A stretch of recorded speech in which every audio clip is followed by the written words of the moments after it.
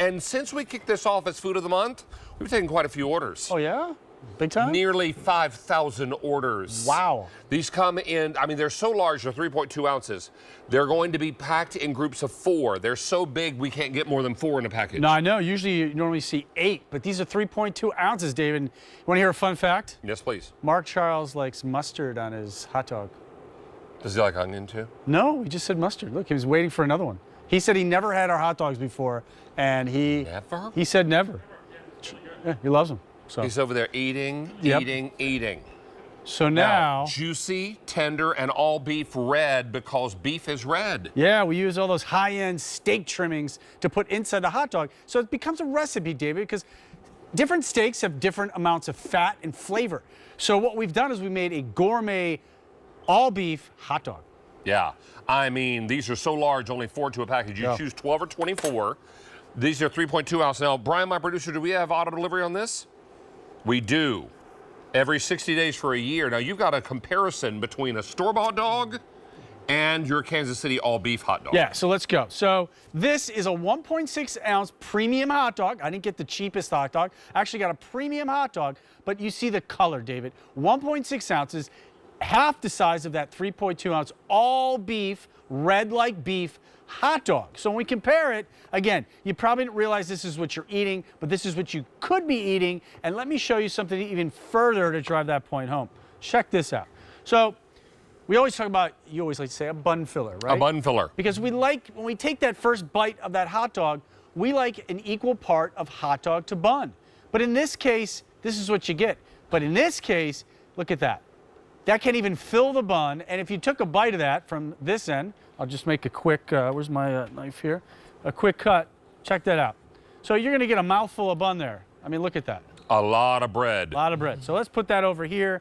And David, let's dress this hot dog up. And it's important to cut it right down the middle because that's how you're going to stuff it with all the fillings. Otherwise, they're going to run off. Yeah. So what I do is I kind of butterfly it just like that, right?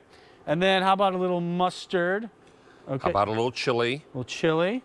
By the way, did you see a little plate I made you here? I did see that. You like that? I'm going to be all over that. Okay. How about a little bacon, David, to complement the richness of that hot dog?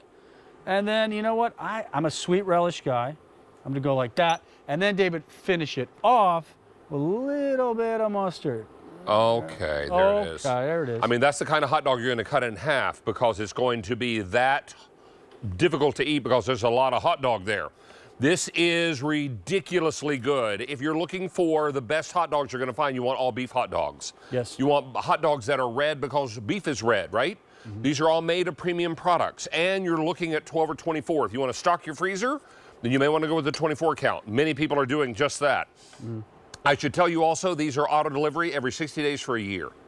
So this is a great way for you to lock in your price. Right now, it's never been more important to lock in a lower price. Yeah, because we don't know what the cost of hot dogs is going to be next year, David, but this is a great way to stock up that freezer. Because you know what? My kids love these, and we don't mind giving them to them. So grandparents, get these hot dogs in your freezer when the kids come to visit. And you know what? Just like with Mark Charles, someone who's never had our hot dog, but maybe likes hot dogs, but unfortunately it doesn't sit well with them. Because this isn't too salty, David, what do you taste in there? It's not salty at all. What I taste is all beef. Yeah. This is a juicy and tender hot dog. If you've ever had a dry as toast hot dog or a hot dog that is so small that you're tasting mostly bread, yes, because of the bun, this is ideal. If you're looking to eliminate the bun completely and just eat it with a knife and fork, well, you can. Yeah, and at 3.2 ounces, I like to tell people, David, treat this like a steak. So in the case of a smaller hot dog, like a 1.6 ouncer, if you char that, David, what's going to happen? It shrivels up and goes away. Where at 3.2 ounces, you can really get a good sear on that, but still have a juicy interior of that hot dog because of all the steak trimmings, right? So when we talk about steak trimmings, we have marbling, right? Marbling is the white lines that run through our meat and gives us that fat, that basting effect. And 200 gone in this show. Mark Charles, did you want another hot dog? Yes. Oh, yes, yes. Silly question. He would like a hot dog, please, with just mustard. Just what? You want to try anything else on it today? Cheese. A little cheese? Okay. A little cheese? I have to say something about these mustards. I never had one until earlier. I didn't have dinner, and I asked Ralph, because he's my friend, I said, after the sale, he goes, I'll give you one now. I have to be honest with you. the size of it and how juicy it was, and it wasn't just a hot dog. Like, it was truly something special, and you get it like the first bite. I had never had this before. Yeah. It's all, again, you said the bun filler. Yeah. This is a bun filler, Yeah. but it's all of like premium, like, I don't know, just like a great steak. It's an all-beef dog. It's like a steak burger. Yeah.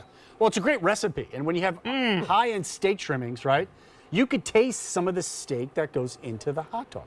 You think you know hot dogs, and then you get this, and you're like, Yes. this is not the hot dog. This is why you have to get this. Game changer. I'm actually going to order this because Thank you. You're right. It should be in your freezer, ready Yes. to go at all times. I mean, ready at all times. Thank Stock you. your freezer. You're welcome, Mark Charles. This is very popular. We are very busy. Now, Ralph is from Chicago. Yes. He understands a little sauerkraut, Yes, a little yes. bacon, a little ketchup. Now, you have put all that in a bun, although you could eat it with a fork and knife, Yes. with no bun, depending on how you want to play it. And it's important to know that you dress it any way you like it. That's right, David. So let's talk about fun ways to cook our hot dogs. So how about some grilling tips?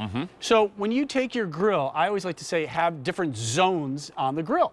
So you have your hot zone where you're gonna first sear that hot dog, just like you would a burger, a smash burger, or a steak, and then put it in the indirect area of your grill Yeah. and let it bubble and ooze inside to get those flavors kind of popping. Now, I prefer the flat top. That's how I like mine. Because there's more meat that comes in contact with the grill. Yeah, so what I do is Or with the heat surface. that's right. But we talked about boiling it and some fun aromatics, air fryer. People are doing this fried hot dog, David. And the best way to do that without a fryer is try your air fryer. You'll get a super crispy dog. And it comes in groups of 4. They're so big, we can only do groups of 4. Oh, I have some mustard on my finger. A snack for the drive home. This is very, very popular. Now, you see Chef Ralph, he is halving these. You can half them before you dress them. That way, none of the filling falls off the sides. Yeah, I like to butterfly them, but I also butterfly them because my kids at 3.2 ounces, they can only eat half. I mean, 1.6 ounces is a good amount of hot dog. Of course, they have French fries, and then protein. That's a protein bomb, by the way. And again, not too salty. It tastes like a hot dog, but David, you could taste those steak trimmings. You can taste all the beef. I mean, beef is red, right? Yes. These hot dogs should be red because beef is red. These are 100% all beef hot dogs. This is something very different than you might find at the supermarket, where sometimes they're a different color and maybe they're mystery meat. Yeah, let's show you what's going on at the grocery store. So this is the hot dog you can buy. Again, premium hot dog. I actually spent a good amount of money on these hot dogs. But this is that all beef, red like beef hot dog right next to it. Twice the size, but again, look at that color.